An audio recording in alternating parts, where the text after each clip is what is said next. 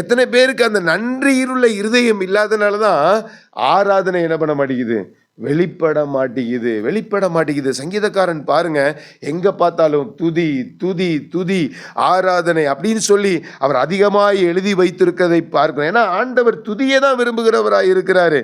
அவர் செய்த சகல உபகாரங்களை என்ன பண்ணாதே, மறவாதே.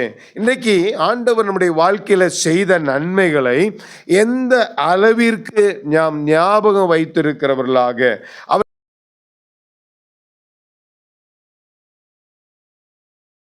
ஆண்டவரும் அருமை இரட்சகருமான இயேசு கிறிஸ்துவின் நாமத்தினாலே உங்களை வாழ்த்துகிறேன். இந்த மலையின் மத்தியத்திலும் உங்களுடைய பலவீனத்திலும் உங்களுடைய உயர்ந்த அந்த நேரத்தை கர்த்தரை ஆராதிப்பதற்காக செலவிடுவதற்கு நீங்கள் தெரிந்து கொண்டதற்காக நான் உங்களை அன்போடு வாழ்த்துகிறேன். கர்த்தர் நிச்சயமாகவே உங்களை ஆசீர்வதிப்பார் என்று சொல்லி மனதார உங்களை வாழ்த்தி ஆசீர்வதிக்கிறேன். சில காரியங்களை குறித்து நாம் சிந்திப்பதற்கு கர்த்தர் கிருபை செய்வாராக. இந்த மாதத்துடைய, இந்த வருஷத்துடைய 2025 வருஷத்துடைய கடைசி மாதத்தில் இருக்கிறோம். 11 மாதங்கள் கர்த்தர் நம்மை சிறப்பாய் நடத்தி இருக்கிறார். எத்தனை பேர் ஆமேன்னு சொல்றீங்க? ஒருவேளை ஒரு வருட காலங்கள் 12 மாதம் 365 நாட்கள் எப்படி நம்முடைய வாழ்க்கையில் கடந்து போகும் என்று சொல்லி அநேக நேரத்தில் அநேக சூழ்நிலையில் நாம் நினைத்தவர்களாக, சிந்தித்தவர்களாக, திகைத்தவர்களாக, என்ன செய்ய முடியும் என்று சொல்லி எதிர்பார்க்கிறவர்களாக இருந்திருக்கலாம். ஆனால் இந்த 2025 வருடத்தை கர்த்தர் சிறப்பாய் 11 மாதங்கள் நம்மை நடத்தி வந்திருக்கிறார். ஆமேன்னு சொல்லுங்க பார்க்கலாம். அதனால் இந்த 12வது மாதம் டிசம்பர் மாதம் 4 நாட்களுமே நன்றியை குறித்து தியானிக்கலான்னு சொல்லி ஆண்டவர் எங்களோடு இருதயத்தில் ஒரு பெரிய பாரத்தை கொடுத்ததுனால நான் அதை செய்யலான்னு நான் நினைக்கிறேன். என்னோடு சேர்ந்து நீங்களும் அதில் பங்கெடுத்து கொள்ளுங்கள், தியானிங்க, ஆண்டவருடைய வார்த்தைக்கு கீழ்ப்படிங்க. நிச்சயமாக புதிய வருஷம் நம்முடைய வாழ்க்கையில் ஆசீர்வாதமாக இருக்கும். ஆமேன்னு சொல்லுங்க பார்க்கலாம்.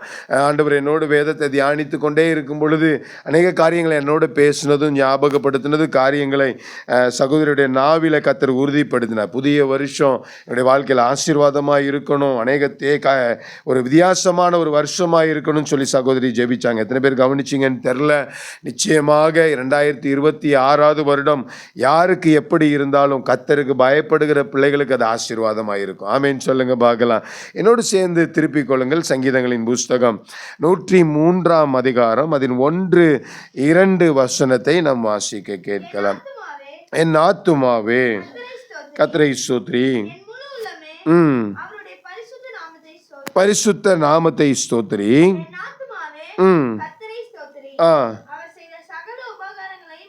அவர் செய்த சகல உபகாரங்களை மறவாதே. இங்கே ஆண்டவருடைய வார்த்தையை பார்க்கும் பொழுது நம்ம எல்லாருக்கும் மனப்பாடமான, நமக்கு எல்லாரும் தெரிந்திருக்கிற ஒரு வசனத்தை தான் நம்ம வாசித்து கேட்டோம். அநேக தமிழில் தேவனை ஆராதிக்கிற, தமிழ் கூட்டங்களில் தேவனை ஆராதிக்கிற வீட்டு கூட்டமாக இருந்தாலும் சரி, சபை ஆராதனையாக இருந்தாலும் சரி, வெளியிடமாக இருந்தாலும் சரி, ஜெபத்தின் முடிவில் சொல்லுகிற ஒரு வார்த்தையை தான் நம் வேத வசனத்தின் அடிப்படையில் வாசித்து கேட்டோம். இங்கே சங்கீதக்காரன் சொல்லுகிறார், அவர் செய்த சகல உபகாரங்களை என்ன பண்ணாதே, மறவாதே. இன்றைக்கு ஆண்டவர் நம்முடைய வாழ்க்கையில செய்த நன்மைகளை எந்த அளவிற்கு நாம் ஞாபகம் வைத்திருக்கிறவர்களாக, அவரை துதிப்பதற்காக, அவரை ஸ்தோத்திரம் செய்வதற்காக, அவரை பாடுவதற்காக நாம் நினைவு வைத்துக் கொள்ளுகிறவர்களாக இருக்கிறோம் என்பதையும், ஆண்டவர் நம்மிலே என்ன விரும்புகிறார், இது நிமித்தமாய் ஆண்டவர் என்ன காரியங்களை செய்கிறார் என்கிற காரியங்களை நான் உங்களிடத்தில் ரத்தின சுருக்கமாய் சில காரியங்களை சொல்ல விரும்புகிறேன். அதை தொடர்ந்து இந்த காரியங்களை அடிப்படையில் கர்த்தர் அடுத்தடுத்து வாரங்கள் தியானிப்பதற்கு கர்த்தர் நமக்கு உதவி செய்வாராக. ஆமேன்னு சொல்லுங்க பார்க்கலாம். ஆண்டவர் இன்றைக்கு நம்முடைய வாழ்க்கையில் அநேக தேவைகள் இருக்கலாம். ஒருவேளை ஒரு தேவை ஒருவேளை எப்படி காலை சாப்பாடு உண்டு விட்டால் சில மணி நேரம் ஆகும் பொழுது மதியான சாப்பாடு உண்டு விட்டால் சில மணி நேரம் ஆகும்போது இரவு சாப்பாடு, அப்படி என்று சொல்லி ரொட்டீனாய் தேவைகள் இருக்கிறதை போல, வேலைகள் இருக்கிறதை போல, தேவைகள் இருக்கிறதை காரியங்களைப் போல நம்முடைய வாழ்க்கையில் பலவிதமான தேவைகள், நெருக்கத்தின் மத்தியத்தில், பலவீனத்திற்கு மத்தியத்தில் வாழ்ந்து கொண்டிருக்கிறோம். அடுத்து என்ன செய்ய வேண்டும், அடுத்தது என்ன காரியங்கள் நடக்கப் போகிறது, அடுத்தது இந்த காரியத்தில் நான் என்ன செய்ய போகிறேன், இப்படிப்பட்ட காரியங்களை நான் எப்படி கடந்து போக போகிறேன், இந்த தேவைக்கு நான் என்ன செய்வேன், இதுக்கு நான் என்ன செய்வேன் என்று சொல்லி அநேக காரியங்கள் இருந்தாலும் ஆண்டவர் நம்மை நடத்தின விதங்களை நினைத்து அவருக்கு நன்றி செலுத்த வேண்டும் என்று சொல்லி ஆண்டவர் விரும்புகிறார். எத்தனை பேர் ஆமேன்னு சொல்றீங்க? நமக்கு அடுத்த காரியங்கள் இருக்கலாம், ஒருவேளை நாளைக்கு ஒரு தேவைகள் இருக்கலாம், ஆனால் 1 மணி நேரத்துக்கு பிற்பாடு எனக்கு ஒரு தேவைகள் இருக்கலாம். ஆனால் அந்த 1 மணி நேரத்திற்கு முன்பதாக ஆண்டவர் என்ன நடத்தினார் என்கிற காரியத்திற்கு நீங்களும் நானும் என்ன பண்ணணும், நன்றி செலுத்துகிறவங்களா இருக்கணும். அதனால சங்கீதக்காரன் சொல்றாரு, அவர் செய்த சகல உபகாரங்களை என்ன பண்ணக்கூடாதாமா, மறக்க கூடாது. ஒருவேளை 12வது மாதத்தில் எனக்கு அநேக தேவைகள் இருக்கலாம், 12வது மாதத்தில் அநேக சுகத்திற்கு நான் எதிர்பார்த்து இருக்கலாம், 12வது மாதத்தில் என்னுடைய விருப்பங்கள், என்னுடைய ஏக்கங்கள், என்னுடைய தாகங்கள் அதிகமாக இருக்கலாம், என்னுடைய ஜெப விண்ணப்பங்கள் அதிகமாக இருக்கலாம். ஆனால் 11 மாதம் என்னை நடத்தி வந்த தேவனுக்கு, 11 மாதம் என்னை சுமந்து வந்த தேவனுக்கு, 11 மாதங்கள் என்னுடைய தேவையை சந்தித்த தேவனுக்கு நான் எப்படி நன்றி உள்ளவனாய் இருக்கிறேன்? ஆண்டவர் அதை எதிர்பார்க்கிறவராய். நீங்கள் லூக்கா எழுதின சுவிசேஷம் 17ஆம் அதிகாரம் அதில் 17வது வசனத்தை நீங்கள் வாசிப்பீர்கள் என்று சொன்னால் அங்கே ஒரு சம்பவம் எழுதப்பட்டிருக்கிறது. வாசிங்க பார்க்கலாம். லூக்கா எழுதின சுவிசேஷம்.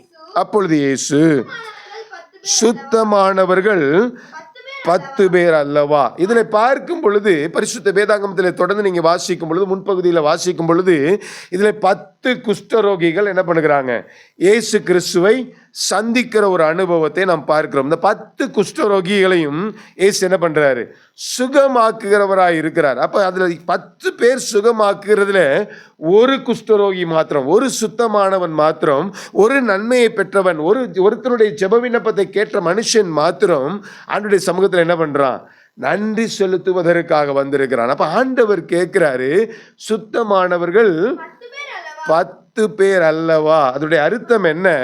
நீ ஒருவன் என்னிடத்தில் நன்றி செலுத்துவதற்காக, என்னிடத்தில் உன்னுடைய உபகாரங்களை நினைத்து என்னை மகிமைப்படுத்துவதற்காக, துதி செலுத்துவதற்காக நீ கடந்து வந்திருக்கிறாயே, உன்னோடு சுகமாகின 9 பேர் எங்கே என்ற ஒரு கேள்விக்குறியை ஆண்டவர் அங்கே வெளிப்படுத்துகிறதை பார்க்கிறோம். இன்றைக்கும் அதை போலதான் என் அன்பு மகனே, என் அன்பு மகளே, என் அன்பு சகோதரனே, சகோதரியே, உன்னுடைய வாழ்க்கையில இந்த வருடத்துடைய இந்த மாதத்துடைய 12வது மாதத்துடைய தேவைகள் உண்மைதான், உன்னுடைய விருப்பங்கள் உண்மைதான். தேவைக்கு மத்தியத்தில் கடந்து போகிறாய், கண்ணீரின் மத்தியத்தில் கடந்து போகிறாய், பலவீனத்திற்கு மத்தியத்தில் கடந்து போகிறாய். எத்தனையோ விருப்பங்கள் இருக்கிறது, நாட்களாய் எதிர்பார்க்கிற எத்தனையோ ஜெப விண்ணப்பங்கள் இருக்கிறது, பதில் கிடைக்காத அநேக காரியங்கள் இருக்கிறது. இந்த மாதத்தில் கூட அநேக அட்டவணைகளை போட்டு அநேக காரியங்களை மனசில் நினைத்து கொண்டு இந்த காரியத்தில் இருக்கிறது உண்மைதான். ஆனால் 11 மாதங்கள் நான் உன்னை நடத்தினேனே, நீ அதற்கு நன்றி செலுத்தி விட்டாயா என்று சொல்லி இன்றைக்கு ஆண்டவர் நம்மை எதிர்பார்க்கிறவராய் இருக்கிறார். நாம் நன்றி செலுத்துவதற்காக வந்திருக்கிறோம், நாம் நன்றி செலுத்துவதற்காக அழைக்கப்பட்டிருக்கிறோம். அவர் செய்த நன்மைகளை, அவர் செய்த உபகாரங்களை, அவர் செய்த எல்லா காரியங்களுக்காக அவருக்கு என்ன செய்யணும், நம்ம நன்றி செலுத்துகிறவர்களாக இருக்கணும், நன்றி அறிதல் உள்ளவர்களாக இருக்கணும். நீங்கள் கடந்த நாட்களில் ஒரு நேற்று தினத்தில் ஒரு இந்த பாரி நகரில் ஒரு சார் எனக்கு ஃபோன் பண்ணி கூப்பிட்டுருந்தாங்க. கூப்பிட்டுட்டு, சார் வாங்க.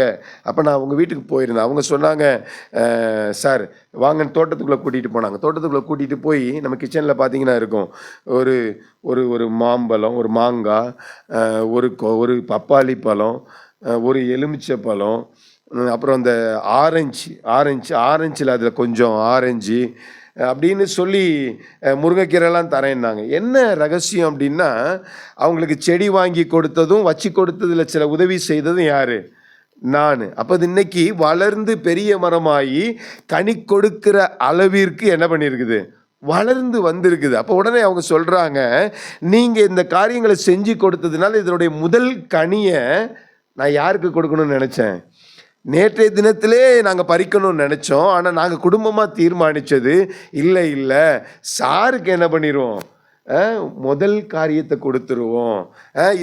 இதோடைய நன்மை, ஒருவேளை அந்த செடிக்கு காசு கொடுத்தது அவங்க தான், இடம் அவங்கது தான், பராமரித்தது அவங்க தான். ஒருவேளை நான் அதை வாங்கி கொடுத்ததுலையோ, அதுக்கு ஏதோ ஆலோசனை சொன்னதுலையோ, இல்லை வைப்பதற்கு உதவியாக இருந்ததுலையோ ஏதோ ஒரு சிறிய உதவி செய்திருக்கிறேன். ஆனால் அவங்களுடைய இருதயத்தில் தோணின காரியத்தை பாருங்க. அவங்க செய்த நன்றிக்கு நம்ம என்ன பண்ணணும்? அதுக்கு உபகாரம் செய்யணும்னு சொல்லி தேவனை அறியாதவர்கள் செய்த காரியம். எனக்கு பிரியமான அன்பு தேவனுடைய பிள்ளைகளே, நம்முடைய சிந்தனை எப்படிப்பட்டதா இருக்கிறது? நமக்கு ஆண்டவர் சட்டத்திட்டங்களை எழுதி வைத்திருக்கிறார். வேதத்தின் அடிப்படையில் அநேக காரியங்களை, கட்டளைகளை கர்த்தர் எழுதி வைத்திருக்கிறார். சங்கீதக்காரன் சொல்லும் பொழுது, அவர் செய்த சகல உபகாரங்களை நீ என்ன பண்ணக்கூடாது? மறக்க கூடாது. அநேக நேரத்தில் நம்ம வாயில எல்லா வார்த்தைகளை சொல்லுகிறவர்களாக இருக்கிறோம், உச்சரிக்கிறவர்களாக இருக்கிறோம். ஆனால் நம்முடைய வாழ்க்கையில அபியாசப்படுத்துகிற காரியத்தில் நம்ம எப்படி இருக்கிறோம்? குறை உள்ளவர்களாக இருக்கிறோம். நீங்கள் என்ன நினைச்சாலும் சரி, ஒரு வீட்டுக்கு போய் நான் ஜெபம் பண்ணிட்டு வரும்போது, ரிட்டர்ன் வரும்போது நான் ஜெபம் பண்ணுவேன். ஒரு ஊழியத்திற்கு போகும்போது ஜெபம் பண்ணுவேன். ஊழியத்துக்கு போய் ரிட்டர்ன் வந்ததுக்கப்புறம் ஒவ்வொரு விஷயத்துக்காக, ஆண்டவரே இந்த காரியத்தில் நீங்கள் பிரயாணத்தில் நீங்கள் நல்லவராக இருந்தீங்க, இந்த தேவையில் நீங்கள் நல்லவராக இருந்தீங்க, இந்த ஆகாரத்தில் நல்லவராக இருந்தீங்க, அந்த கூடுகையில் என்னை கொண்டு நீங்கள் பயன்படுத்தின விதங்கள், ஆண்டவரே நீர் நல்லவராக இருந்தீங்க, என் மூலமாய் கர்த்தர் சுகத்தை கொடுத்தீங்க, தீர்க்கதரிசன வார்த்தைகளை உரைத்தீங்கன்னு சொல்லி ஒவ்வொரு பார்ட்டாக ஆண்டுடைய சமூகத்தில் நான் நன்றி செலுத்துகிறது அநேக நேரத்தில் எனக்கு பழக்கமாக இருக்கிறது. நீங்கள் எப்படிப்பட்டவர்களாக இருக்கிறீங்க? ஆண்டவர் ஒவ்வொரு காரியத்திற்கும் என்ன நினைக்கிறார்? நன்றி எதிர்பார்க்கிறவராக இருக்கிறாரு. இன்னைக்கு கூட பார்த்தீங்கன்னா நம்மளுடைய புதிய வருஷத்துடைய வாக்கு தத்தத்திற்காக, அப்புறம் கேலண்டருக்காக ரெடி பண்ண போகிறதுக்காக நான் போயிருந்தேன். காலையிலே போயிட்டேன், ஆனால் ஜெபம் பண்ணிட்டு போனேன். ஆண்டவரே எப்படியாவது நடக்கணும். ஒரு பக்கம் பொருளாதார நெருக்கம் இருக்குது, பண்ண வேண்டாம்னு நினச்சாலும் பண்ணணுமே, சரி ஏதாவது சிம்பிளாக பண்ணலாம் அப்படின்னு சொல்லி ஜெபம் பண்ணி அப்படி போகும்போது அங்கே ஆண்டு ஒரு திறந்த வாசலை வச்சுருந்துறாரு. அவர் போனோடனே டிசைன் பண்ணி எல்லாம் ரெடி பண்ணி பிரிண்ட் பண்ணி எல்லா காரியங்களையும் பண்ணி அதுக்காக எல்லாம் இது பண்ணி கத்தரு என்ன இன்னைக்கு நைட்டு அந்த கத்தருக்கு சித்தம் பண்ணால் அது எல்லாம் டோட்டலாக இன்னைக்கு நைட்டு வருது. அப்போ பாருங்க, காலையில் பண்ண காரியத்துக்கு இன்னைக்கு நைட்டு டெலிவரி கொடுக்குற அளவுக்கு அதை ப்ரூஃப் எல்லாம் நான் இன்னைக்கு வாங்கிட்டு வந்தேன். சாஃப்ட் காப்பியெல்லாம் நம்ம கையில் இருக்குது. ஆனால் பிரிண்டிங் ஆகி இன்னைக்கு நைட் என்ன பண்ணுது? அந்த பொருள் வர்றதுக்கு ஆண்டு கிருபை. நான் வீட்டில் வந்துட்டு யோசித்தேன், ஆனால் இவ்வளோ அற்புதமாக நீங்கள் நடத்துனீங்களா? ஒரு மழை ஒரு பக்கம், கொஞ்ச நேரத்துக்குள்ள அந்த மனுஷன் ஃப்ரீயாக இருந்தார். அதெல்லாம் எனக்கு மனசாக ரெடி பண்ணி ஒன்று ஒன்றா எல்லாம் ரெடி பண்ணி கொடுப்பதற்கு ஆண்டவர் எவ்வளோ அதிகமாய் கிருபை பாராட்டியிருக்கார். ஆமென் சொல்லுங்க பார்க்கலாம். அப்போ அவருக்கு நன்றி செலுத்துகிறவங்களா இருக்கணும். அவருக்கு நன்றி செலுத்த வேண்டும் என்று சொல்லி ஆண்டவர் எதிர்பார்க்கிறவராக இருக்கிறார். ஆமென் சொல்லுங்க பார்க்கலாம். எத்தனை பேருக்கு அந்த நன்றியுள்ள இருதயம் இல்லாதனால தான் ஆராதனை என்ன பண்ண மாட்டேங்குது?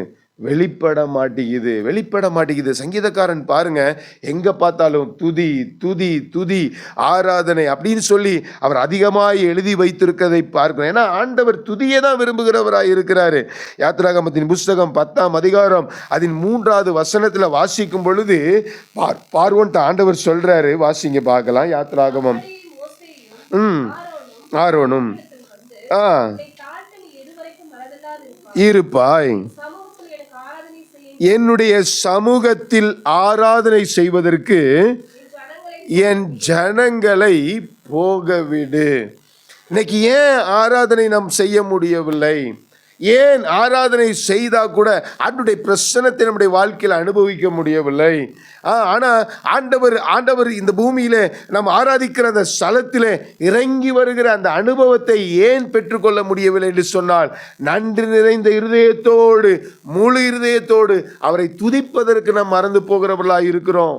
ஆண்டவர் நம்முடைய நாவினாலே, நம்முடைய இருதயத்தின் கனியாகிய அந்த ஸ்தோத்திர பலியினாலே அவர் மகிமைப்படுவதற்கு விரும்புகிற தேவனாய் இருக்கிறார். ஆமென் சொல்லுங்க பார்க்கலாம். அதனால தான் சொன்னார், என்னுடைய ஜனங்களை ஆராதிப்பதற்கு என்ன பண்ணணும்? நீ விட்டனுப்பணும்.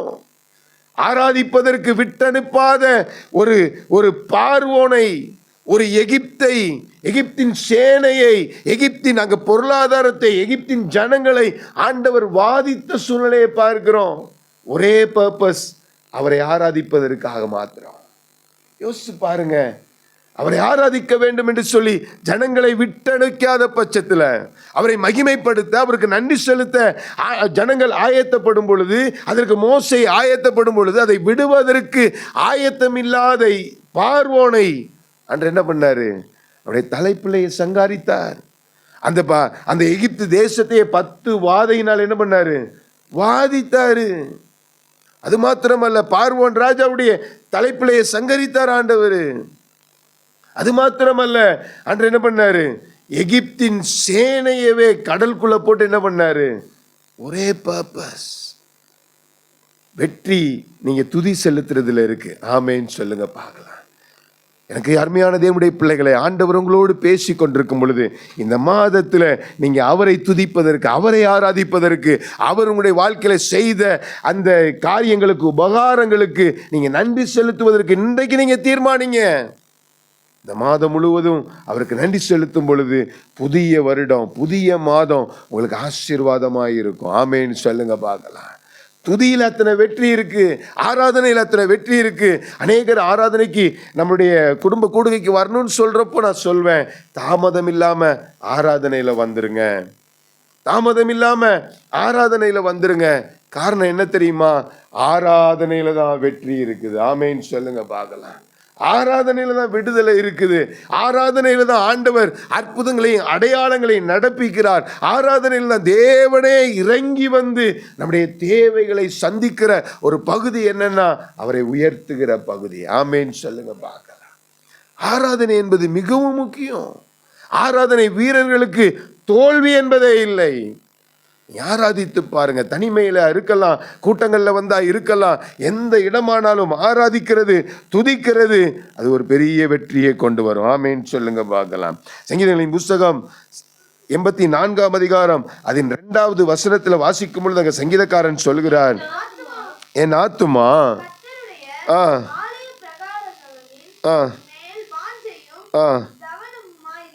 84:2 ஓகே 4 பாக்கியவான்கள் எப்பொழுதும் என்ன பண்ணுவாங்களாமா? துதித்து கொண்டே பாருங்க. நம்முடைய ஆலயத்தில் தங்கி இருப்பவர்கள் எப்படிப்பட்டவர்களாம்? பாக்கியவான்களா இருப்பார்கள். அவங்க என்ன பண்ணுவாங்களாம்? துதிச்சுக்கிட்டே இருப்பாங்க, துதிச்சுக்கிட்டே இருப்பாங்க. அவரை துதிப்பதற்காக தான், அவரை ஆராதிப்பதற்காக தான், அவரை மகிமைப்படுத்துவதற்காக தான் ஆண்டவர் நம்மை அழைத்திருக்கிறாரு. 2வது வசனத்தில் வாசிக்கும் பொழுது அந்த 84:2 என் ஆத்துமா கர்த்தருடைய ஆலய பிரகாரங்களின் மேல் வாஞ்சையும் தவமுமாயிருக்கிறது, என் இதயமும் என் மாமிசமும் ஜீவனை நோக்கி என்ன பண்ணுதாமா? கெம்பீர சத்தம் எடுக்குது. துதி கெம்பீர சத்தம். அவரை துதிக்கிற காரியத்தில் கெம்பீர சத்தம். இன்னொரு வசனத்தில் வாசிக்கும் பொழுது வசனத்தில் எழுதப்பட்டிருக்குது, நீதிமானுடைய கூடாரத்தில் என்ன இருக்குமாமா? கெம்பீர ரட்சிப்பின் கெம்பீர சத்தம். ஆண்டவர் நமக்கு ஒண்ணு செய்யலைனாலும் பாவத்திலிருந்து நம்மளை ஆண்டவர் என்ன பண்ணியிருக்கிறாரு? மீட்டிருக்கிறாரு. எத்தனையோ மனிதர்கள் என் பாவம் போகாதா, என் கர்மம் போகாதா, எனக்கு சாபம் மாறாதா என்று சொல்லி வழி யாத்திரையாய் பிரயாணப்பட்டு வருடம் வருடம் அநேகர் பிரயாசப்பட்டு கொண்டிருக்கும் பொழுது இலவசமாய் உங்களுக்கும் எனக்கும் ஆண்டவர் ரட்சிப்பை கொடுத்திருக்கிறார். ஆமேன்னு சொல்லுங்க பார்க்கலாம். அந்த பாவ மன்னிப்பு நிச்சயத்தை பெற்றுக்கொண்டங்க நம்மளால் அடக்கி கொள்ள முடியாது. அந்த பாவ மன்னிப்பு நிச்சயத்தை பெற்றுக்கொண்டங்க நம்மளால என்ன பண்ண முடியாது? அவரை துதிக்காம என்ன பண்ண முடியாது? இருக்க முடியாது. பொதுவாக சொல்லுவாங்க, கண்ணு தெரிகிறவனுக்கும் கண்ணு தெரியாம இருந்து தெரிகிறவனுக்கும் தான் அது ஒரு வித்தியாசம் அதிகமாக தெரியும். அப்போ நம்ம பாவத்தில் இருந்த நாம் இன்னைக்கு பரிசுத்த வாழ்க்கைக்கு வந்திருக்கிறோம் என்று சொன்னால், பாவத்தின் அழிவை குறித்தும் பரிசுத்த வாழ்க்கையின் ரட்சிப்பை குறித்தும் நமக்கு நல்லா தெரிந்தவர்களாக இருக்கிறோம். ஆமேன்னு சொல்லுங்க பார்க்கலாம்.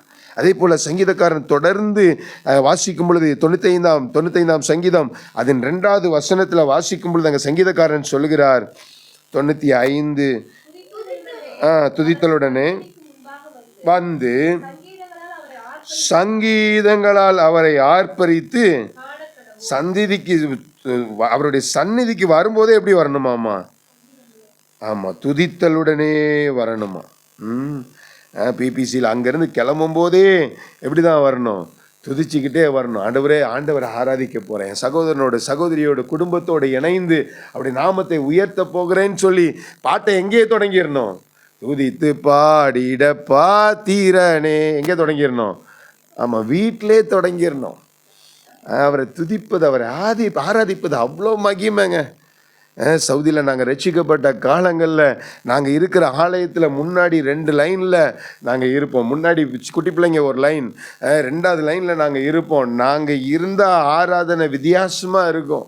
நாங்கள் தட்டுகிற கை என்ன, நாங்கள் பாடுகிற சத்தம் என்ன, அவரை துதிக்கிற அந்த கம்பீரம் என்ன, அவரை மகிமைப்படுத்துகிற அந்த ஆனந்தம் என்ன, அன்னைக்கு எப்படி தான் இருக்கும்? ஆராதனை வித்தியாசமாக இருக்கும். அப்ப ஆண்டவரை ஆராதிப்பது, அவரை துதிப்பது என்பது அத்தனை மகிமையான காரியம். துதித்தலுடனே அவருடைய சந்நிதிக்கு முன்பதாக வந்து சங்கீதங்களாய் அவரை எப்படி பாட கடவோமாமா? மௌனமாய் பாட கடவோம். எப்படி பாடணும்? ஆமா, மைக்கு மைக்கு மைக்கு அசந்து போகணும். மைக்கு அநேக ஊழியக்காரங்க சொல்லுவாங்க, உங்களுக்கு மைக்கே வேண்டாயா, உங்களுக்கு தொண்டையிலே கர்த்தர் என்ன பண்ணியிருக்கிறாரு? மைக்கை கொடுத்துருக்கிறார். நம்ம இதெல்லாம் வச்சிருக்கிறோம்னா ஆலயத்துடைய ஒரு செட்டப்புக்காக வச்சிருக்கிறோம். இதை நம்பி அல்ல, எனக்கு ஜீவன் தந்த தேவனை நான் முழு இருதயத்தோடு துதிப்பேன். ஆமேன் சொல்லுங்க பார்க்கலாம். ஆர்ப்பரித்து ஆர்ப்பரித்து ஆர்ப்பரித்தவரை துதிக்கிறவர்களாக இருக்கணும். ஆமேன் சொல்லுங்க பார்க்கலாம். அதே போல யாத்ராகமத்தின் புஸ்தகம் 15ஆம் அதிகாரம் அதன் 19 முதல் 21 வசனங்கள் வாசிக்கும் பொழுது வாசிங்க பார்க்கலாம். யாத்ராகமம்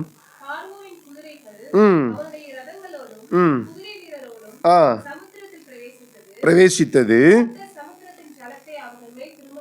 கர்த்தர் ஜலத்தின் திரும்ப பண்ணினார்.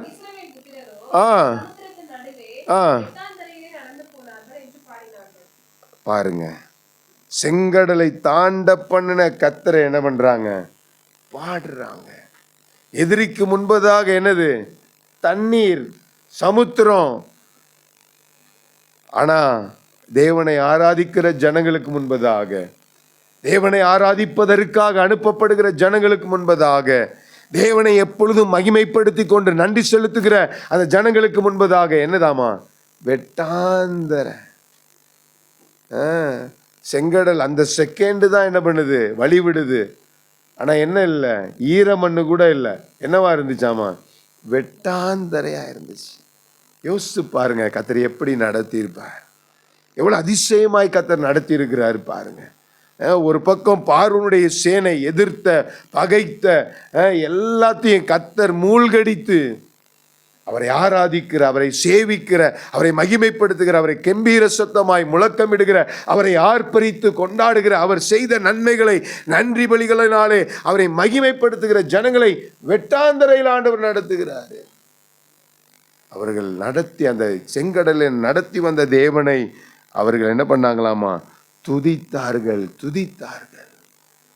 துதி வேணும், அவரை மகிமைப்படுத்த வேண்டும், அதுக்கு நன்றி இருதயம் வேண்டும். நன்றி உள்ள இருதயம் நம்முடைய வாழ்க்கையில் இருக்குமே ஆனால், அவர் செய்த உபகாரங்கள் நம்முடைய வாழ்க்கையில் நினைவு இருக்குமானால், அவரை மகிமைப்படுத்துகிறவர்களாக இருக்கணும். ஒரு வருடம் ஆண்டவரினுடைய வாழ்க்கையில என்னதான் செய்தார் அப்படின்னு சொல்லி நான் எழுத ஆரம்பிச்சேன். நான் எழுதுறேன் என்னுடைய வாழ்க்கையில கர்த்தர் அன்றாடு அந்த வாரங்களில், அந்த மாதங்களில், அந்த 3 மாதங்களில், அந்த 6 மாதங்களில் அப்படி நாட்கள் எழுத எழுத எழுத என்னை அறியாமே நான் என்ன பண்ணேன்? அவர் சமூகத்தில் அழுதேன். அடுப்படி நீங்கள் எனக்கு ஒன்றும் செய்யலை நான் நினச்சிட்டேன். எனக்கு நீங்கள் எந்த காரியங்கள் செய்யலை, இது இல்லை, அது இல்லை, இல்லை இல்லைன்னு இல்லாத காரியங்களே நான் பார்த்து கொண்டு இருந்துட்டேன். ஆனால் எத்தனையோ காரியங்கள் என்னுடைய வாழ்க்கையில் என்ன பண்ணியிருக்கிறீங்க? நீங்கள் நடத்தி இருக்கிறீங்க, சுகப்படுத்தி இருக்கிறீங்க, என்னை சுமந்து வந்து இருக்கிறீங்க, என்னுடைய தேவைகளை சந்திச்சிருக்கிறீங்க. எத்தனையோ சத்துருக்களுக்கு முன்பதாக என்னை மறைத்து இருக்கிறீங்க, பாதுகாத்து இருக்கிறீங்க, அவனுக்கு முன்பதாக உயர்த்தி இருக்கிறீங்க. அதெல்லாம் மறந்துட்டு நடக்காத காரியங்களை மாத்திரம் பார்த்துட்டேன். ஆண்டவரே, எவ்வளோ காரியங்களுடைய வாழ்க்கையில் செய்திருக்கிறீங்கன்னு நான் கண்ணீரோடு ஆண்டவருக்கு நன்றி செய்த காலங்கள். எனக்கு பிரியமானவர்களே, நம்ம ஆண்டவர் நமக்கு செய்யாத காரியங்களை நினைத்து செய்யலைன்னு நினைக்கிறோம். செய்த காரியங்கள் ஏராளம் இருக்கிறது. ஆமேன்னு சொல்லுங்க. நீங்களும் நானும் சந்தோஷமாய் சமாதானமாய் இன்றைக்கு அவருடைய சமூகத்தில் வந்து அவருடைய வார்த்தையை கேட்டுக்கொண்டிருக்கிறோம். அநேகர் இப்படிப்பட்ட சூழ்நிலை வேணும்னு சொல்லி எதிர்பார்த்தவங்களுடைய வாழ்க்கையில் எத்தனையோ பேர் வீட்டில் மரணம், எத்தனையோ பேர் வீட்டில் சந்தோஷம் இல்லாத, சமாதானம் இல்லாத சூழ்நிலையில் இருக்கிறாங்க. ஆனால் கர்த்தர் அவருடைய சமாதானத்தினால் நம்ம நினைத்திருக்கிறார். ஆமேன்னு சொல்லுங்க பார்க்கலாம். நாளைக்கு காரியத்தை குறித்து கவலைப்படாதீங்க. நாளைக்கு உள்ள காரியங்களை குறித்து கவலைப்படாதீங்க. நாளைக்கு என்ன வாய் தீருமோ, நாளைக்கு எப்படி நடக்க போகுதோ, நாளைக்கு இந்த காரியங்களை என்ன நான் பதில் சொல்ல போகிறேனோ, நாளைக்கு இந்த காரியத்தில் என்னுடைய காரியங்கள் எப்படி ஆகி முடியுமோன்னு சொல்லி நாளைய தினத்தை குறித்து கவலைப்படாதீங்க. இன்றைக்கு நன்றி சொல்லுங்க. உங்களை கர்த்தர் நிறுத்தி இருக்கிறாரா? கர்த்தர் உங்களுக்கு இன்னைக்கு சுகத்தை தந்திருக்கிறாரா? கர்த்தர் உங்களுக்கு இன்னைக்கு பலத்தை தந்திருக்கிறாரா? கர்த்தர் இன்றைக்கு ஆகாரம் கொடுத்தாரா? இன்றைக்கு உங்களுக்கு ஆடையை கொடுத்திருக்கிறாரா? உங்களுடைய குடும்பத்தில் சந்தோஷத்தையும் சமாதானத்தையும் அவருடைய ரட்சிப்பையும் நிலைநிறுத்த பண்ணி இருக்கிறாரா? இன்றைக்கு நீங்க மரித்தாலும் கர்த்தருடைய வருகை வந்தாலும் அவருடைய சமூகத்தில் போவேன் என்கிற அந்த நிச்சயத்தை கொடுத்திருக்கிறாரா? இன்றைக்கு நன்றி செலுத்துங்க. இன்றைக்கு நன்றி செலுத்துங்க. நாளைக்கு காரியம் நாளைக்காக கவலைப்படட்டும். 2 காசுக்கு வாங்குற அடைக்கலாம் குருவிக்கு ஆண்டவர் போஷிப்பது உண்மையானால் உங்களையும் என்னையும் கைவிடுவது எப்படி? அவரை சேவிக்கிற, அவரை ஆராதிக்கிற, அவரை நம்பி வந்திருக்கிற பிள்ளைகளை கர்த்தர் கைவிடுகிறவர் அல்ல. எத்தனை பேர் ஆமென் சொல்றீங்க? நன்றி செலுத்தணும். யோசிச்சு பாருங்க, உங்களுடைய விஷயமும் என்னுடைய விஷயமும் ஆண்டவருக்கு ஒரு பெரிய காரியமே இல்லை. பல சூழ்நிலையில உங்கள்கிட்ட நான் ஜெப குறிப்பாய் சொன்னாலும், உங்கள்கிட்ட நிறைய விஷயத்துக்கு அறிவிப்பாக சொன்னாலும், நானும் என் மனைவியும் பேசிக்கும் போது அவங்க சில விஷயத்துக்கு சொல்லுவாங்க, இப்படி இருக்கேப்பா, இந்த காரியங்கள் இப்படி போகுதே, ஆலயத்துக்கு இப்படி காரியங்கள் இல்லையே, இந்த மாதிரி காரியங்கள் இவங்க இப்படி நினைக்கிறாங்களே, இப்படி சொல்கிறாங்களே, இப்படி சூழ்நிலைகள் இருக்கேன்னு சொல்லும்போது நான் என் ஒய்ஃப்ட்ட சொல்கிற ஒரே காரியம், இதுக்கெல்லாம் ஏன் கவலைப்பட்டுக்கிட்டு இருக்கிறேன்? ஆண்டவர் நினைச்சா ஒரு செகண்ட், ஆண்டவர் நினைச்சா ஒரு செகண்ட், ஆண்டவரால் கூடாத காரியம் ஒன்றும் இல்லை. உலகத்தில் இருப்பவர்களை பார்க்கிலும் உங்களில் இருப்பவர் பெரியவர். எத்தனை பேர் அது உண்மையா ஏத்துக்கிட்டு சொல்றீங்க? நீங்க நினைக்கணும், ஒவ்வொரு சூழ்நிலையில் நீங்க நினைக்கணும், என்னுடைய வியாதியை பார்க்கிலும் எனக்குள்ள இருக்கிறவர் யாரு? பெரியவர். என்னுடைய தேவையை பார்க்கிலும், என்னுடைய பிரச்சனையை பார்க்கிலும், என்னுடைய சங்கடங்களை பார்க்கிலும், என்னுடைய வருத்தம் வேதனையை பார்க்கிலும் என் தேவன் பெரியவர். ஏதோ ஒரு காரணத்துக்காக கர்த்தருடைய வாழ்க்கையில் அனுமதித்திருக்கிறார். ஆனாலும் பரவாயில்ல, நான் கர்த்தருக்குள்ள மகிழ்ச்சியா இருப்பேன், கர்த்தருக்குள்ள சந்தோஷமா இருப்பேன். என்னை நடத்தின விதங்களுக்கு அவருக்கு நான் தேங்க்ஸ் பண்ணிக்கிட்டே இருப்பேன். ஒரு நாட்கள் வரும், என்னுடைய வாழ்க்கை மாறும். ஒரு செகண்ட் போதுங்க, ஒரு க்ஷண பொழுது போதுங்க, ஒரு இரவு போதுங்க, அவருக்கு எல்லா காரியத்தையும் மாற்றி அமைக்க முடியும். அவரால் பழைய பூமியையும் பழைய வானத்தையும் அழித்து புதிய வானத்தையும் புதிய பூமியையும் உருவாக்க முடியுமானால் உங்களுடைய வாழ்க்கையை என்னுடைய வாழ்க்கையும் கர்த்தர் மறுபடியும் சீரமைப்பு பண்ண முடியும். உங்களுடைய பலவீன சரீரத்தை மறுபடியும் உயிருள்ள சரீரமாய் மாற்ற முடியும். ஆமென் சொல்லுங்க பார்க்கலாம். கர்த்தரால் கூடாத காரியம் ஒன்றுமே இல்லை. மரிச்ச லாசருவின் சரீரத்தை உயிரோடு எழுப்பினது உண்மையானால் ஆண்டவர் உங்களுடைய வாழ்க்கையில செய்வார். ஆமென் சொல்லுங்க பார்க்கலாம். ஹல்லேலூயா. கூடாதது ஒன்றுமில்லையே, கூடாதது ஒன்றுமில்லையே, கூடாதது ஒன்றுமில்லையே, கூடாதது ஒன்றுமில்லையே, நம் இயேசுவால் கூடாதது, கூடாதது ஒன்றுமில்லையே, நம் இயேசுவால் கூடாதது. Thank you Jesus. கூடாதது ஒன்றுமில்லையே,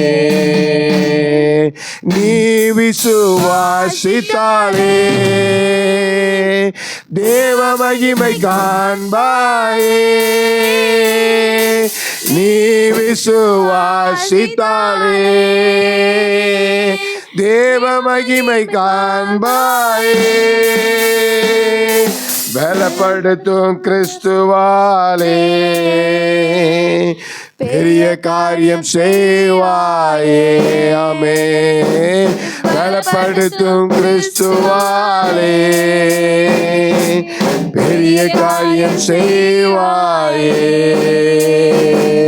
மனுஷரால் கூடாதது தேவனால் கூடுமே. மனுஷரால் கூடாதது தேவனால் கூடுமே. மருத்துவத்தால் கூடாதது தேவனால் கூடுமே. மருத்துவத்தால் கூடாதது தேவனால் கூடுமே. ஞானத்தால் கூடாதது தேவனால் கூடுமே. ஞானத்தால் கூடாதது தேவனால் கூடுமே. பணத்தால் கூடாதது தேவனால் கூடுமே. மனுஷனால் கூடாதது தேவனால் கூடுமே. கூடாதது ஒன்றும் கூடாதது ஒன்றுமில்லையே. கூடாதது ஒன்றுமில்லையே. கூடாதது ஒன்றுமில்லையே. நாம் தேவனால் கூடாதது கூடாதது ஒன்றுமில்லை.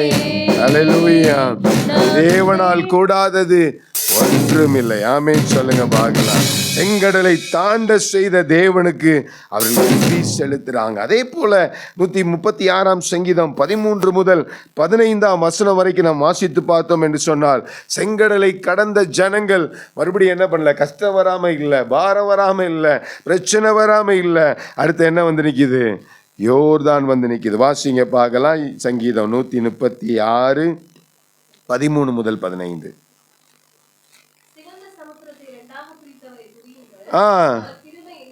அவர் கிருபை என்றும் உள்ளது.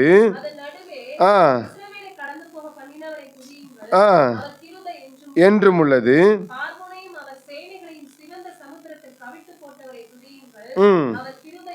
என்றும் உள்ளது.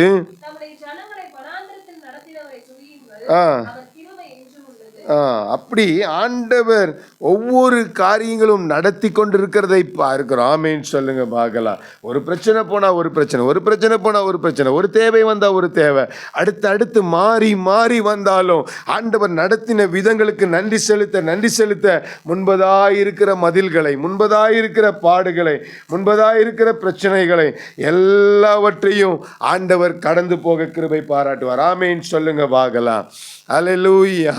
அவர் வெற்றி தருகிற ஆண்டவர். நம்முடைய பாடுகளை, பிரச்சனைகளை எல்லாம் கர்த்தர் மாற்றி அமைப்பதற்கு வல்லமை உள்ள தேவனாய் இருக்கிறார். எத்தனை பேர் ஆமென் சொல்றீங்க? அல்லேலூயா. யோவேல் தீர்க்கதரிசியின் புஸ்தகம் 2 அதிகாரம் அதன் 26 வசனத்துல வாசிக்கும் பொழுது அங்கே எழுதப்பட்டிருக்கிறது. வாசிங்க பார்க்கலாம். யோவேல் தீர்க்கதரிசியின் புஸ்தகம் 2 அதிகாரம் அதன் 26 வசனம்.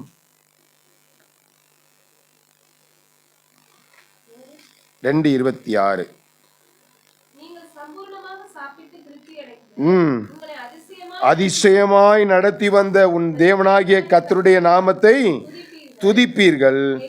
என் ஜனம் ஒருபோதும் நேற்று வெக்கப்பட்டு போகும், இன்னைக்கு வெக்கப்பட்டு போனது, நாளைக்கு வெக்கப்பட்டும் இல்லை, ஒருபோதும் வெட்கப்பட்டு போவதில்லை. வெட்கத்தை போல வரலாம், பாடுகளை போல வரலாம், பிரச்சனையை போல வரலாம், வியாதியை போல வரலாம், இல்லாய்மையை போல வரலாம். ஆனால் ஒன்றுலையும் நீங்கள் என்ன பண்ணிட்டு போகிறதில்ல?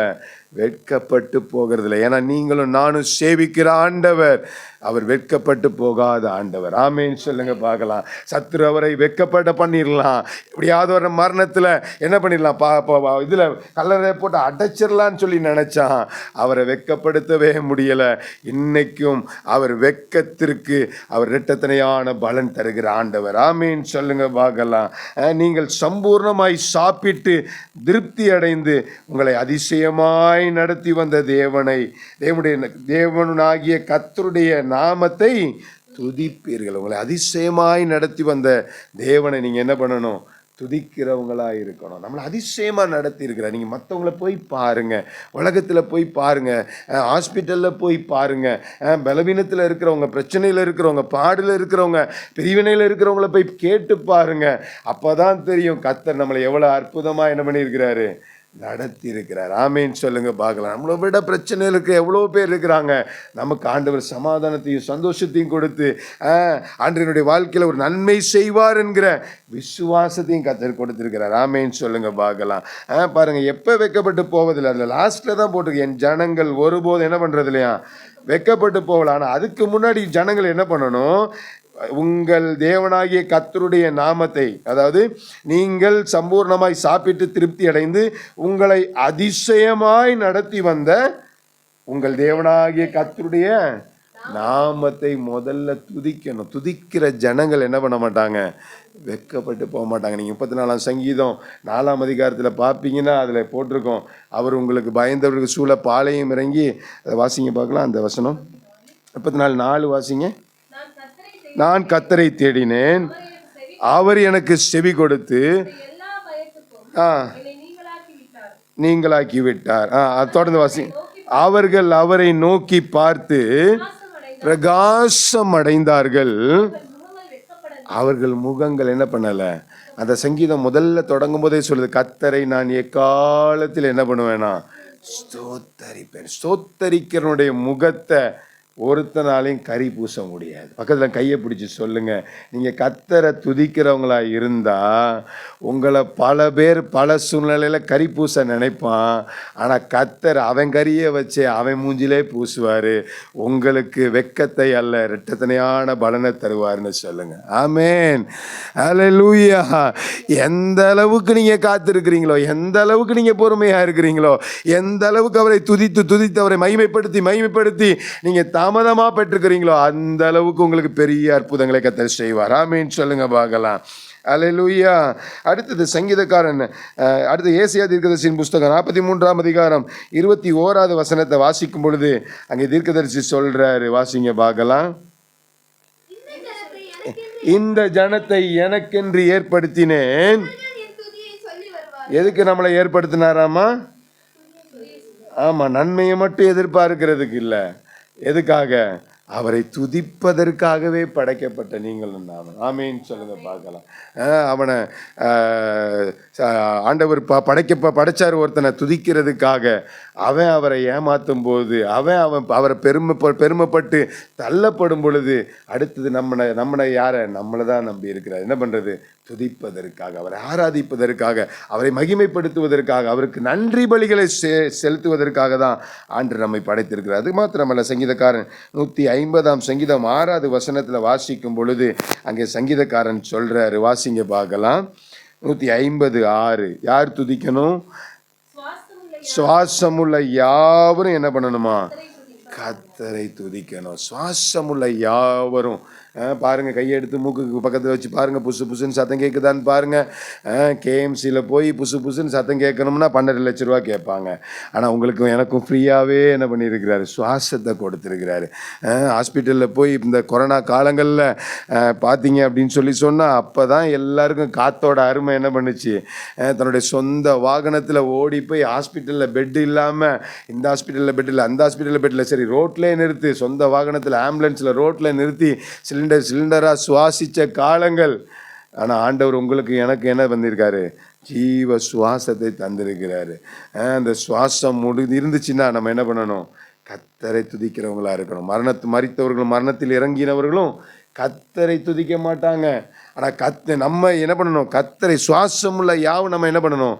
கர்த்தரை துதிக்கிறவர்களாக இருக்கணும். இன்னொரு வசனம் வாசிங்க பார்க்கலாம். அப்போஸ்தலர் நடபடிகள் 16ஆம் அதிகாரம் 25, 26 வசனம் வாசிக்கும் பொழுது வாசிங்க. அப்போஸ்தலர் 16, 25, 26. நடுராத்திரியில பவுலும் பவுலும் சீலாவும் நடுராத்திரியில் என்ன பண்றாங்க?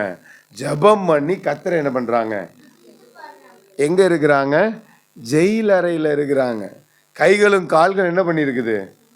கட்டப்பட்ட அனுபவம், விடுதலை இல்லாத அனுபவம், ஒரு சாபமான ஒரு சூழ்நிலை, ஒரு பலவீனமான ஒரு நேரம், குற்றச்சாட்டப்பட்ட ஒரு சூழ்நிலை, அடுத்தது தண்டனைக்கு ஒப்புவிக்கப்பட்ட ஒரு சூழ்நிலை. அப்படிப்பட்ட சூழ்நிலையில் என்ன பண்ணுறாங்க? கை கட்டப்பட்டிருக்கு, கால் கட்டப்பட்டிருக்குது, ஆனாலும் வாய்க்கு மட்டும் என்ன பண்ணலை? பூட்டு போடலை. என்ன பண்ணுவோம்? கர்த்தரை துதிப்போம், கர்த்தரை ஆராதிப்போன்னு ஜெபம் பண்ணி என்ன பண்ணாங்களாமா? கர்த்தரை துதித்து ஆராதித்தாங்க. என்னங்க நடந்துச்சு? தொடர்ந்து வாசிங்க பார்க்கலாம். சடுதியில் என்னாச்சாமா? நீங்கள் துதிச்சுக்கிட்டே இருக்கும்போது எப்போ தான் உங்களுக்கு அற்புதம் நடக்கும்? சடுதியா எதிர்பார்க்காத ஒரு நேரத்தில், ஒரு சர்ப்ரைஸான ஒரு நேரத்தில் தான் உங்களுக்கு அற்புதம் கடந்து வரும். சடுதியிலே வாசிங்க.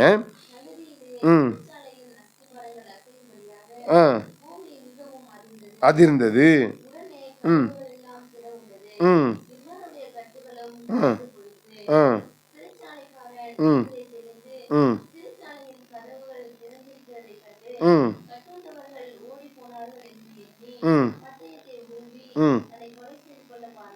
போனான்.